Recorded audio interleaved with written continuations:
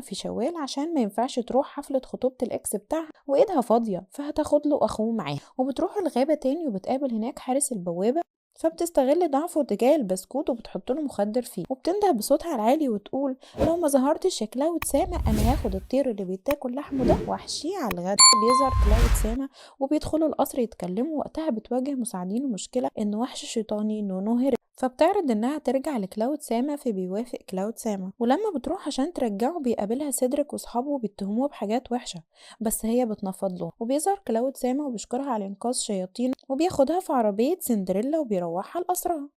وفي الطريق بيسألها عن سبب رغبتها في الجواز منه، فبتقوله إن العالم ده عبارة عن لعبة كانت بتلعبها وهي صغيرة وإنه هيتحول لتنين ويقتلها وهي عايزة تفضل جنبه عشان تحاول تمنع الحاجات دي أو الحاجات اللي هتأدي للنتيجة دي. فبيقول لها انتي هبلة بس عجباني. وتاني يوم بيقول لها والدها إن في خسارة مالية كتير بسبب صدر